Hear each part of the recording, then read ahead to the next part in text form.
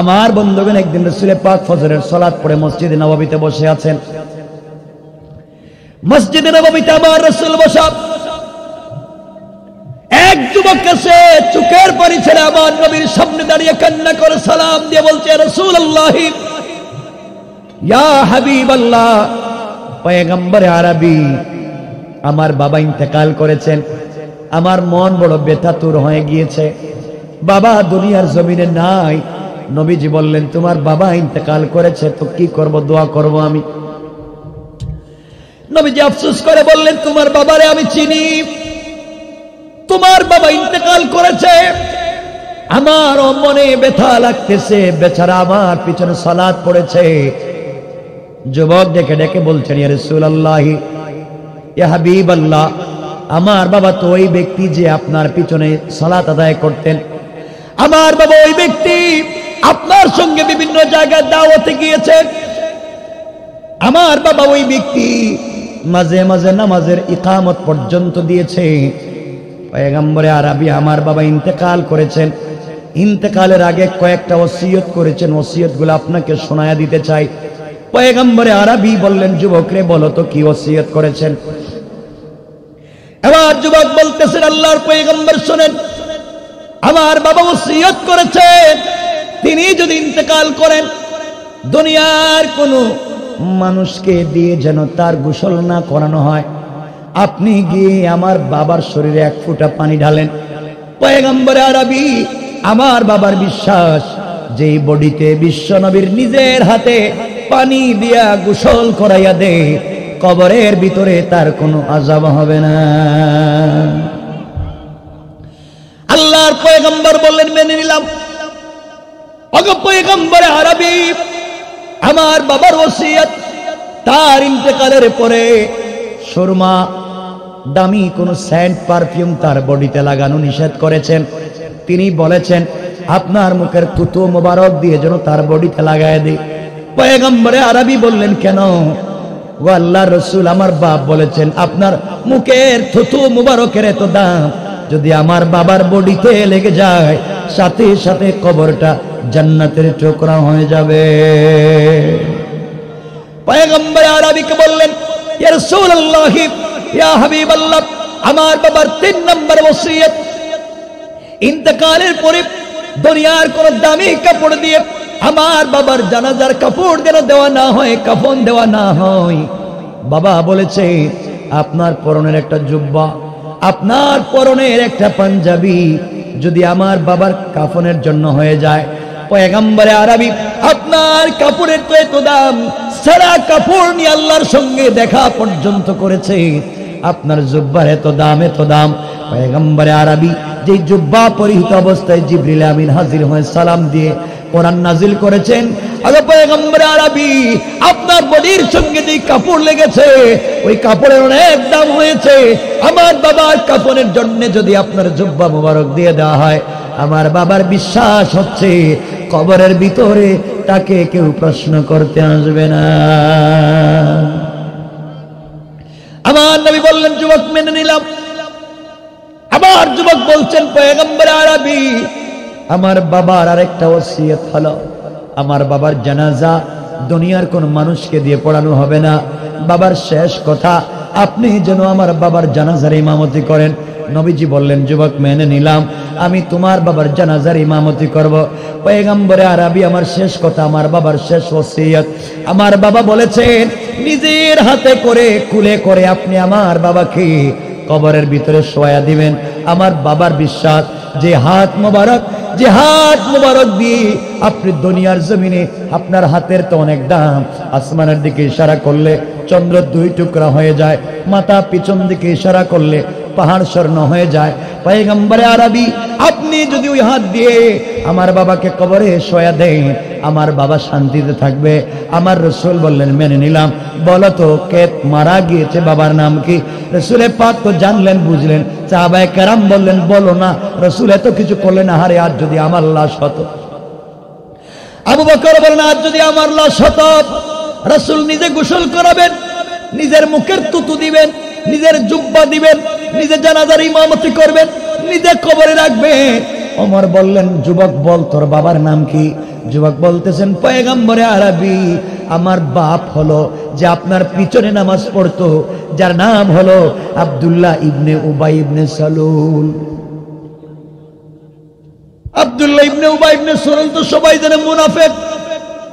হযরত ওমর দাঁড়িয়ে গিয়েছেন তরবারি খুলে বলছেন ইয়া রাসূলুল্লাহ জীবনে রাগ করি নাই আপনার সামনে, এটা তো শয়তান নাফরমান, সারা জীবন আপনার পিছনে নামাজ পড়েছে, নামাজ পড়ে মসজিদ থেকে বাইরে আপনারা গালাগালি করে মসজিদে যারা তৈরি করে আপনাকে মারতে চাইলো, এটা তো মুনাফিক, এর জানাজায় আপনি কেন যাবেন, এর কাছে আপনি কেন আপনার জুব্বা খুলে দিবেন? নবীজি বললেন ওমর রে আমি কেন যাব, আমি তো রহমতের নবী, রাহমাতাল লিল আলামিন, আমি তো ফেলে দিতে পারি না। আর আল্লাহ তো এখন পর্যন্ত আমাকে বলেন নাই সে মুনাফিক।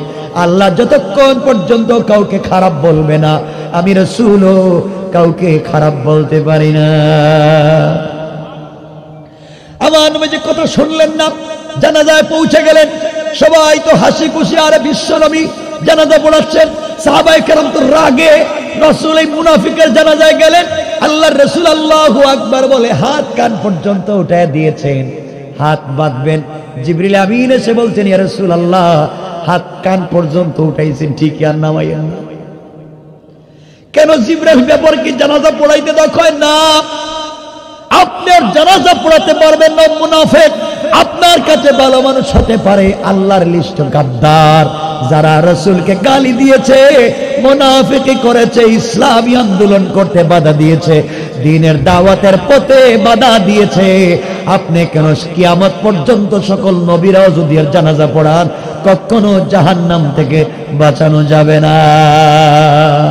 ঠিক কিনা বলে? কেমনে বুঝাইলে বুঝবে?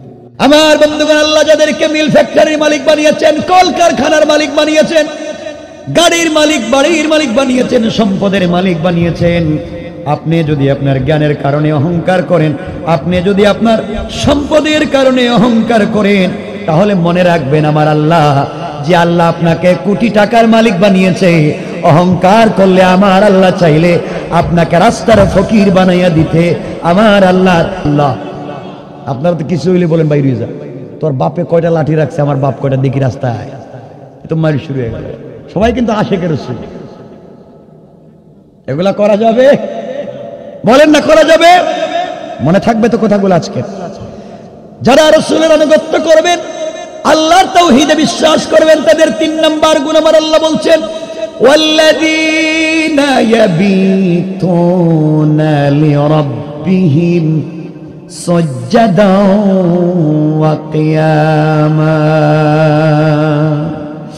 আল্লাহ রাসূলের খাস উম্মত যারা হবে, আশিক রাসূল যারা দাবি করবে, তাওহীদে যারা বিশ্বাস করবে, তাদের 3 নাম্বার গুণ হলো তারা রুকু করবে আল্লাহর পায়ে, সিজদা করবে আল্লাহর পায়ে, সুজদান ওয়া কিয়ামা, তারা সিজদার জন্য আল্লাহর পাকে অনুসরণ করবে, দাঁড়াবে আল্লাহর জন্য, রুকু করবে আল্লাহর জন্য, সিজদায় যাবে আল্লাহর জন্য।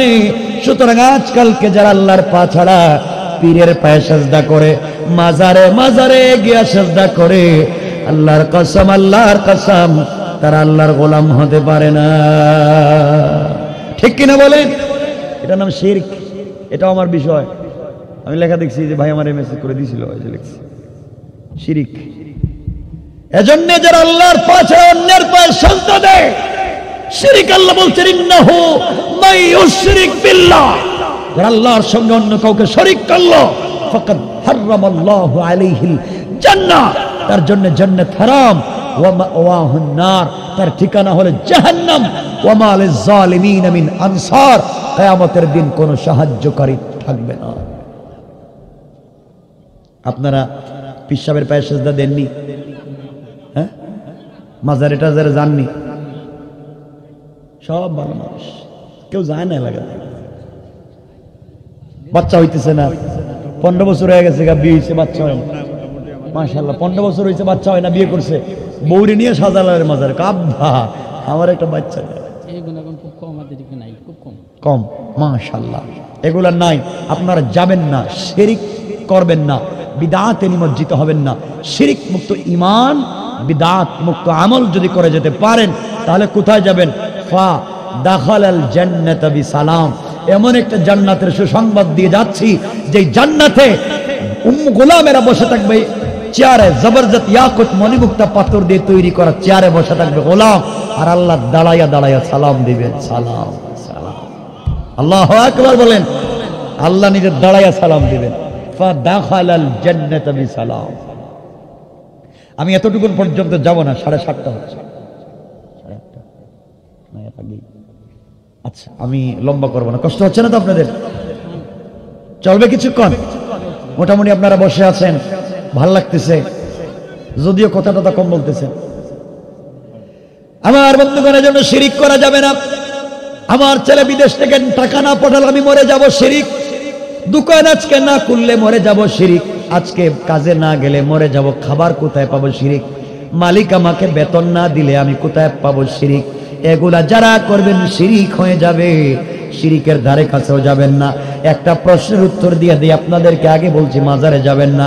হয়তো সকালবেলা সমালোচনা করবেন, হুজুর মাজারের বিরুদ্ধে। আসলে আমি মাজারের বিরুদ্ধে বলিনি, আমি যে কথা বলছি শিরিকের বিরুদ্ধে। কবর জিয়ারত করতে না করিনি, কবর জিয়ারত ভালো কাজ, সওয়াবের কাজ। আপনি উদ্দেশ্য করে নিয়ত করে যাবেন না।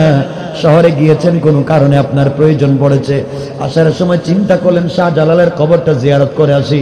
ওখানে তো অনেক বছর আলেম শুয়ে আছেন, তাদের কবর যদি জিয়ারত করতে যান আপত্তি নাই। কিন্তু যদি আপনি ওখানে গিয়ে শিরিক করেন, মাথা নুয়ান, কিছু চান, ওগুলা শিরিক হয়ে যাবে। লোকমান হাকিম তার সন্তানকে যতগুলা ওসিয়ত করেছেন, এর মধ্যে একটা ওসিয়ত ছিল, বাবা শিরিক করা যাবে না। বুঝলেন? শিরিক করবেন ইনশাআল্লাহ, আমরা করব। সবাই বলেন ইনশাআল্লাহ শিরিক করব। এখন আরেকটা বলি, পরের আলোচনার বিষয় হচ্ছে বিদআত করা যাবে না। এরপরের আয়াতে আল্লাহ তাও বলে দিয়েছেন। আল্লাহ বলছেন যারা আল্লাহর আনুগত্য করবে, রাসূলকে অনুসরণ করবে, তাদের 4 নম্বর গুণ কি আমার আল্লাহ বললেন, ওয়াল্লাযীনা ইয়াকুলুনা রব্বানা সরিফ আন্না আযাবা জাহান্নাম ইন্না আযাবাহা কানা গারামা।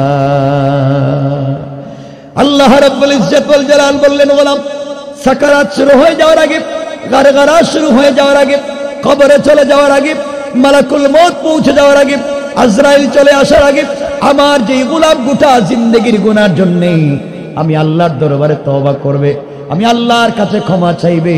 কোন পীরের কাছে তওবা নয়, কোন দুনিয়ার কোন মানুষের কাছে তওবা নয়, কোন মাজারে গিয়ে, কোন খানকায় গিয়ে নয়।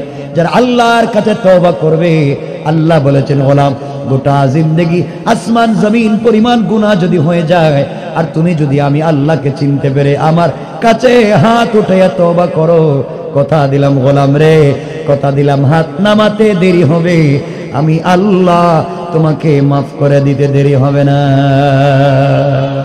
আল্লাহু আকবার বলেন। আর যদি তুমি অহংকার না ছাড়ো, গালিগালাজ না ছাড়ো, শিরিক না ছাড়ো, বিদআত না ছাড়ো, আল্লাহর অনুসরণ না করো, আল্লাহর তাওহীদকে বিশ্বাস না করো, রাসূলের আনুগত্য না করো, কি হবে? এর পরের আয়াতে আল্লাহ বলছেন, ইন্নাহা সাআত মুস্তাকাররাও ওয়া মুকামা। আল্লাহ রাব্বুল ইজ্জত ওয়াল জালাল বললেন, গোলাম রে, এরপরে যদি তুমি না আসো, ফিরে না আসো, তোমার জন্য এমন জাহান্নাম রেখে দিয়েছি যেখানে মুস্তাকাররাও ওয়া মুকামা, মুসাফির হবে না, মুকিম হবে। আমি আল্লাহ আজীবনের মতো তোমাকে ওখানে রাখবো। কেমনে রাখবেন? সূরা আল মারিজ 70 নম্বর সূরা, সূরা আল মারিজের 15 নম্বর আয়াত থেকে আল্লাহ বললেন, কাল্লা ইন্নাহা লাযা নাযাতাল লিশশাওয়া। আল্লাহ বললেন, গোলাম রে, 1 লক্ষ বকরির বাচ্চাকে মাথা নিচের দিকে করে পা উপর দিকে উঠায়া 1 লক্ষ বকরির বাচ্চার, জীবন্ত বকরির বাচ্চার শরীর থেকে চামড়া যদি নিচের দিকে টাইনা নামানো হয়, যে ব্যথা আর কষ্ট হবে। গোলাম, তুমি যদি শিরিক করো, বিদআত করো, কুফরি করো, আল্লাহকে অনুসরণ না করো, তাওহীদ না মানো, রিসালাত না মানো, আল্লাহ বলেন তোমার মাথাটাকে নিচের দিকে করে পা উপর দিকে উঠাইয়া তোমার চামড়া মাথা থেকে, পা থেকে মাথার দিকে টেনে নিয়ে আসা হবে। কেউ তোমাকে সাহায্য করবে না। গোলাম রে, মনে করেছো তোমার নেতা, তোমার ভাই বন্ধু সাহায্য করবে? আল্লাহ উপরের আয়াতে বলছেন, ওয়ালা ইয়াসআলু হামিমুন হামিমা। একজন কলিজার টুকরা বন্ধুর কাজে আসবে না। এরপর আল্লাহ বলছেন, হয়তো তোমার কোন নেতার কথা অন্যায় করেছ। আল্লাহ বলছেন, ইউবাসসারুনাহুম ইয়াওয়াদ্দুল মুজরিমি লাউ ইয়াফতাদি মিন আযাবি ইয়াউমিইযিন বিবানি।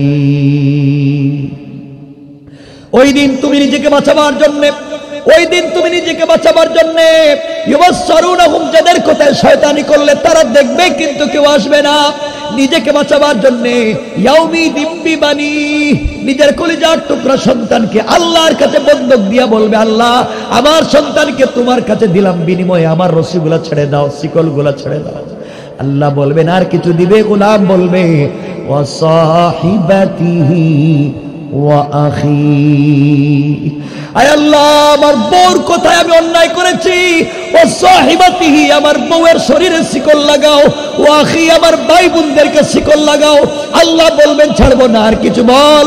গোলাম বলবে, আল্লাহ তাআলা ওয়া ফাসিলাতিহি আল্লাতী তুআমি।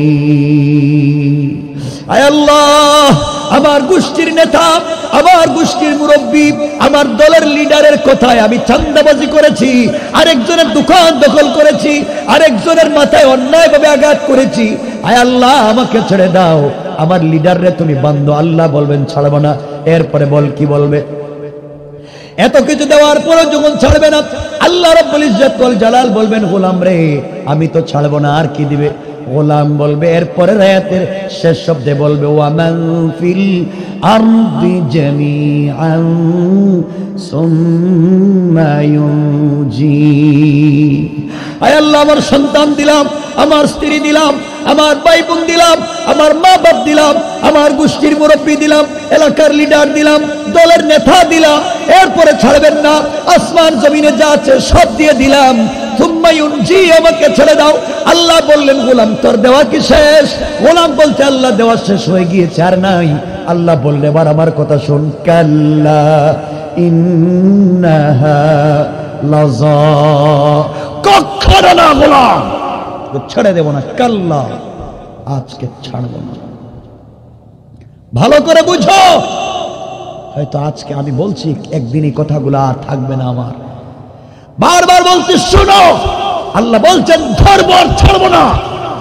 আল্লাহ বলছেন, আমি যখন জাপটা দেই ছুটে যাওয়ার মতো ধরি না, ইন্না বাতশা রাব্বিকা লাশাদীদ, আমি যাকে ধরি তাকে ছেড়ে দেওয়ার মতো করে ধরি না। এজন্য আল্লাহর ওয়াস্তে ক্ষমতা পেয়ে শয়তানি আর নাফরমানি করা যাবে? কষ্ট হচ্ছে না তো? আমার বন্ধুগণ, একটু সামনের দিকে যাই। এই যদি হয় আমাদের অবস্থা, আমরা যদি শিরিক বাদ দেই, বিদআত বাদ দেই, তাওহীদ মানি, রিসালাত মানি, তাহলে যত বিপদ আসুক না কেন কেউ কিছু করতে পারবে না। এর উদাহরণগুলো দিয়ে আমি শেষ করব। আমার বন্ধুগণ, মনে রাখবেন, আমাদের কেউ না থাকলে আছেন কে? সবাই আওয়াজ করে বলেন, কে? কৌশল করে পিঠায় আঘাত করে দিন মুছে দেওয়ার চেষ্টা করা হয়। আল্লাহ বলছেন হবে না, পারবে না। আল্লাহ বলেন, আবার আল্লাহ কোরআনে বলছেন, ওয়া মাকারু ওয়া মাকারাল্লাহ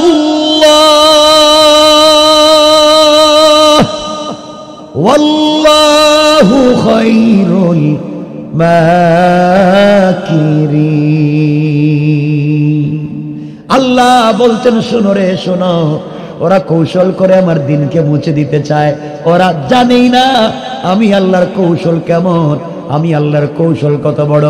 ওরা যে জিনিসের মাধ্যমে দিন মুছে দিতে চায়, আমি আল্লাহ ওই জিনিস দিয়া দিনকে জিন্দা করে দিতে পারি। কোন ঠিক কিনা? ওরা মনে করেছে আমার কৌশল দুর্বল।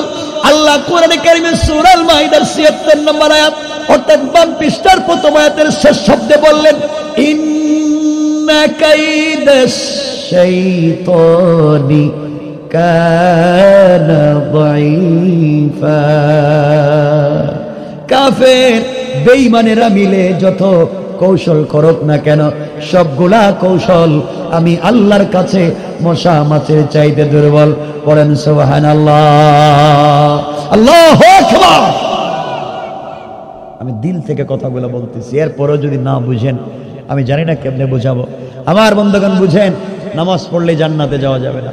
নামাজ পড়লে জান্নাত, কিয়ামতের দিন আল্লাহ বলবেন দিকে ফাওয়াইলুল লিল মুসাল্লিন, নামাজের গাঁটটিল আর ভাগ ভাগ।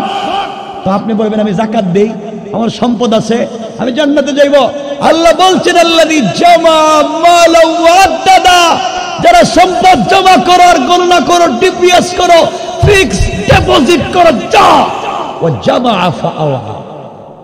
আমি যদি এভাবে বলি কোরআনের এক আয়াত থেকে আরেক আয়াত, এক বিষয় থেকে এক আয়াত থেকে আরেক আয়াত, প্রত্যেকটা কোরআনের প্রত্যেকটা আয়াতকে থিসিস করেন, অ্যানালাইজ করেন, গবেষণা করেন, চোখ খুলে যাবে। আমি আশ্চর্য হয়ে আফসোস করি কেন আমরা কোরআন পড়ি না। আল্লাহ কত সুন্দর করে জায়গায় জায়গায় বলছে, টাকা পয়সা দিয়ে যাইবেন, ও জামা ফাআওয়া, ইতিমরে ঠকান, ইন্নামা ইয়াকুলুনা ফি বুতুনিহিম নারা, পেটের ভিতরে আগুন ঢুকাচ্ছেন, ওয়া সায়াসলাউনা সাইরা। আল্লাহ বলছেন তোর পেটের ভিতরে ঢুকাচ্ছিস আগুন, আমিও তোরে ঢুকাবো আগুনে, ওয়া সায়াসলাউনা সাইরা।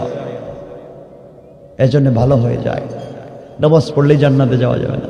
আর রসুলের পিছনে নামাজ পড়ে তো জান্নাতে যায় নাই, রসুলের পিছনে নামাজ পড়েও জান্নাতে যায় নাই। রসুলের পিছনে নবীজির সাথে এক প্লেটে খাইছে, নবীজির জুব্বা মুবারক, জামা মুবারক তার কাফন হইছে, তাও জান্নাতে নাই। জান্নাতে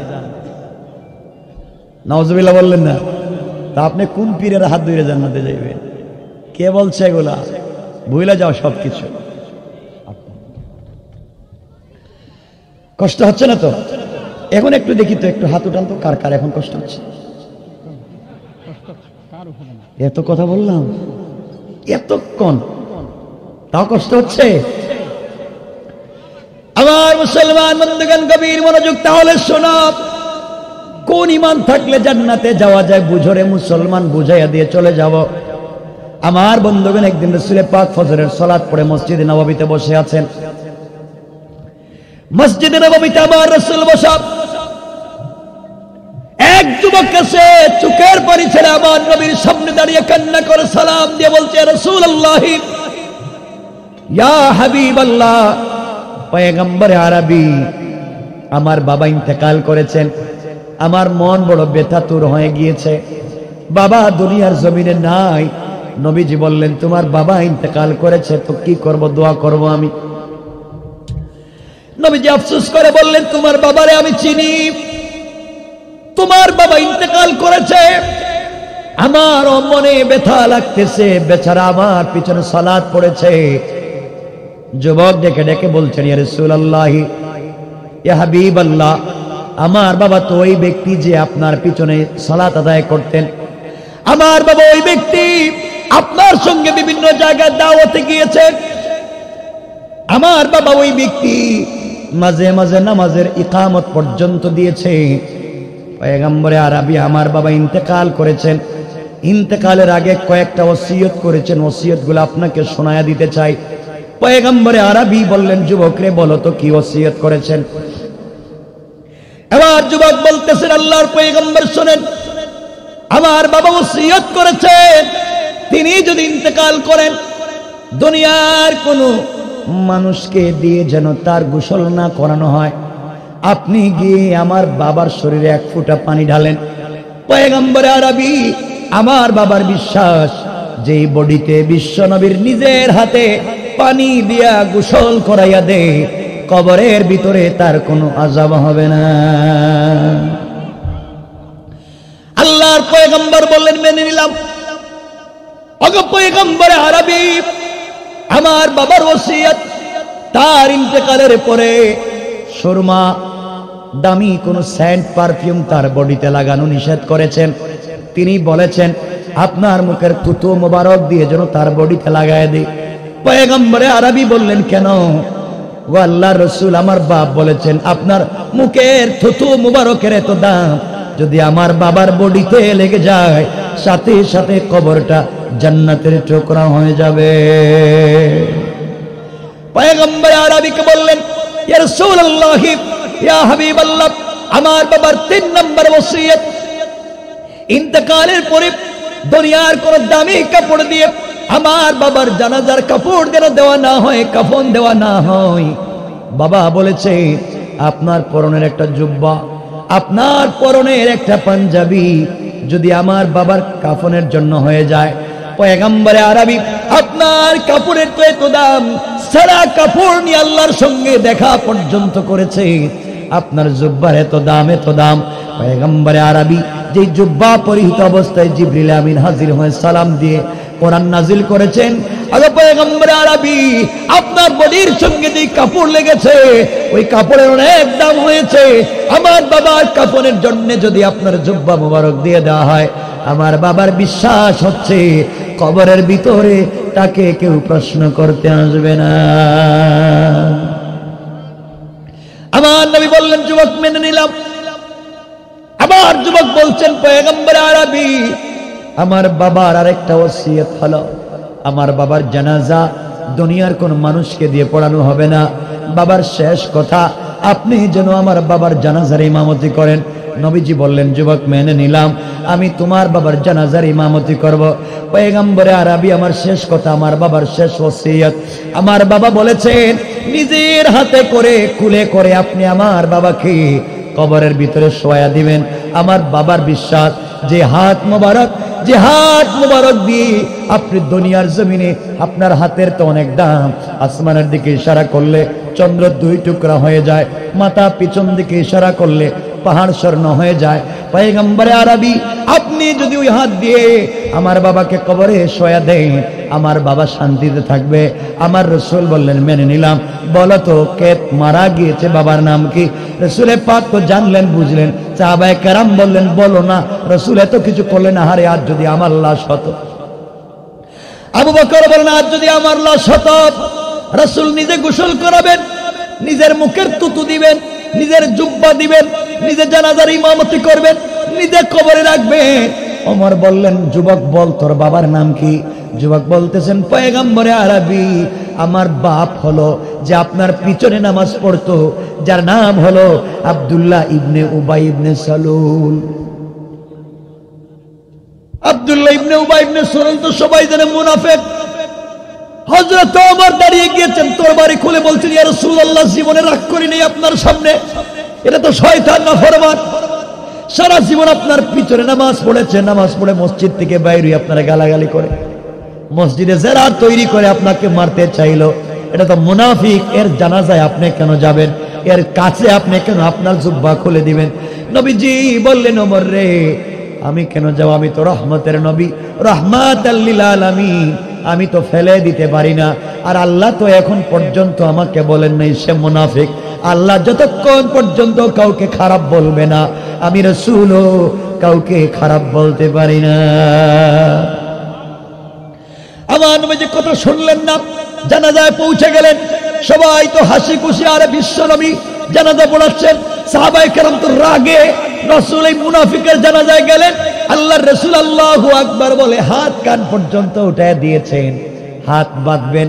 জিবরিল আমিন এসে বলছেন ইয়া রাসূলুল্লাহ হাত কান পর্যন্ত উঠাইছেন ঠিকই, আর নামাইয়া না কেন? জিবরাইল ব্যাপার কি জানাজা পড়াইতে দেখায় না? আপনার জানাজা পড়াতে পারবেন না মুনাফিক। আপনার কাছে ভালো মানুষ হতে পারে, আল্লাহর লিস্ট গাদ্দার যারা রাসূলকে গালি দিয়েছে, মুনাফিকি করেছে, ইসলামী আন্দোলন করতে বাধা দিয়েছে, দ্বীনের দাওয়াতের পথে বাধা দিয়েছে। আপনি কেন কিয়ামত পর্যন্ত সকল নবীরাও যদি এর জানাজা পড়ান, কখনো জাহান্নাম থেকে বাঁচানো যাবে না। ঠিক কিনা বলে? কেমনে বুঝাইলে বুঝবে? সুতরাং আমার বন্ধুগণ, এই অন্ধকারাচ্ছন্ন সমাজকে যদি আলোকিত করতে হয়, আল্লাহ বলেছেন কিছুই লাগবে না। Old testament, new testament, gospel, Bible, Gita, Veda, Tripitaka কিছু দিয়ে সমাজের মানুষের পরিবর্তন করা যাবে না। গোলাম রে তোমাকে বলছি, তুমি মেডিকেল সায়েন্স, জেনারেল সায়েন্স, তুমি আর্টস, এলজাবরা, জ্যামিতি, অনুনীতি, অর্থনীতি, লসাগু, গসাগু, সোশ্যাল সায়েন্স, এরপরে কেমিস্ট, বায়োলজি, ফিজিওলজি, আসমানে কি আছে, জমিনে কি আছে, চন্দ্র ঘুরে না সূর্য ঘুরে, কি জানতে চাও কোরআনকে জিজ্ঞাসা করো। আল্লাহ বলছেন তিবিয়ানান লিকুল্লি শাই, সব কিছুর পূর্ণাঙ্গ বর্ণনা কোরআনে দিয়েছেন। তুমি কোরআন থেকে এগুলা পাও না, এই জন্য আমার তেলাওয়াতকৃত আলোচ্য আয়াতে আল্লাহ বলছেন সমাজকে যদি সুন্দর করতে হয়, শিরিক মুক্ত ঈমান, বিদআত মুক্ত আমল, তাওহীদের পথে অটল অবিচল, রিসালাতের আনুগত্য যদি করতে পারো, আল্লাহ বলছেন লিতুখরিজান নাসা মিনাজ যুলুমাতি ইলান নূর। সমাজকে যদি পরিবর্তন করতে হয়, সমাজে যদি আদর্শ প্রতিষ্ঠা করতে হয়, কোন জিনিস দিয়া করা যাবে না। অন্ধকার দূর করার জন্য লাগবে একমাত্র আল কোরআন। কোন ঠিক কিনা? মানবো তো আল কোরআন? বলেন ইনশাআল্লাহ।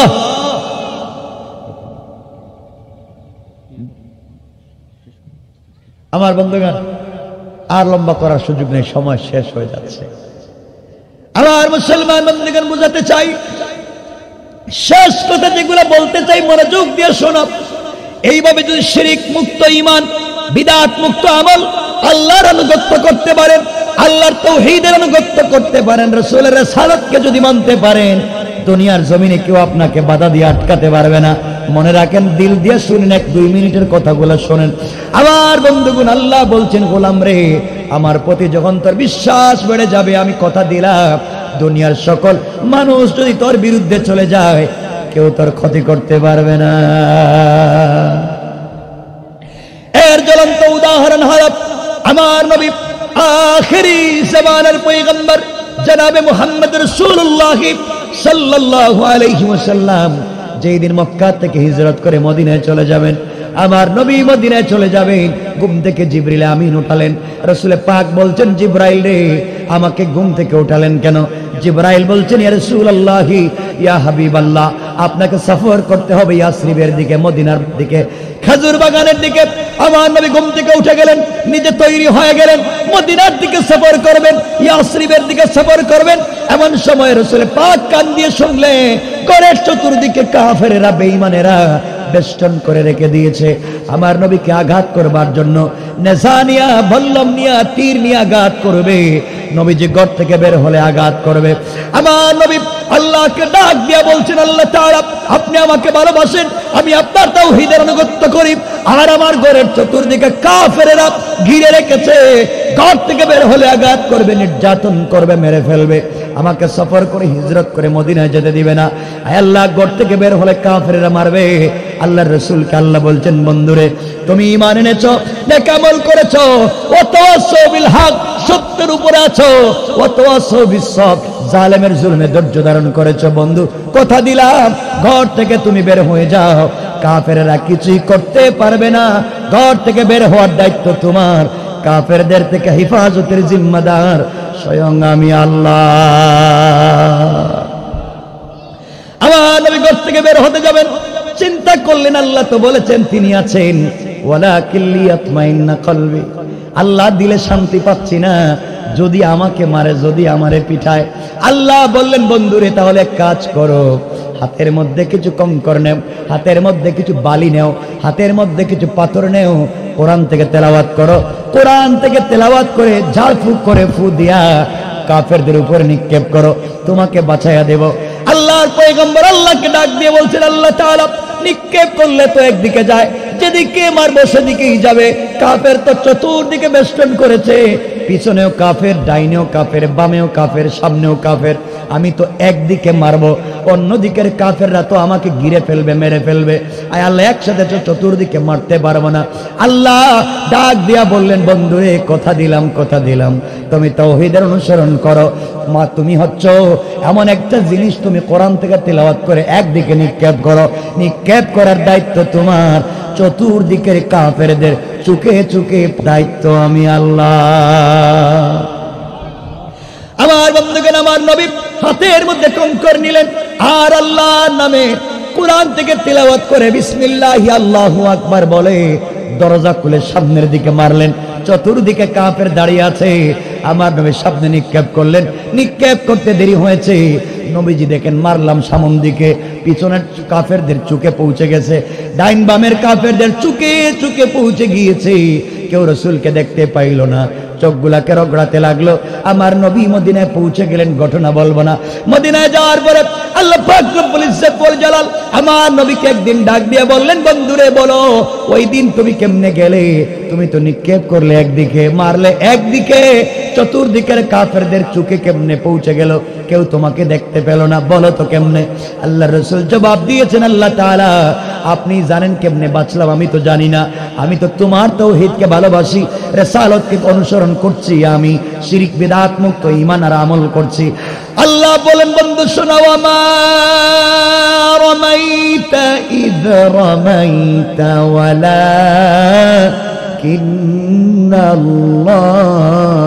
রামা। বন্ধুরে তুমি যখন আমার উপরে ভরসা করে হাতের মধ্যে কঙ্কর নিয়ে সামনের দিকে নিক্ষেপ করেছো, ওটা তোমার হাত থাকে নাই, ওটা আমি আল্লাহর কুদরতের হাত হয়ে গিয়েছে। আর আমি আল্লাহ আমার হাত দিয়া কাফেরদের চোখে চোখে পৌঁছে দিয়েছি। পড়েন সুবহানাল্লাহ, আল্লাহু আকবার। এই আল্লাহর উপর বিশ্বাস রাখবো তো ইনশাআল্লাহ? বলেন ইনশাআল্লাহ। কথা এখানে রেখে দিলাম।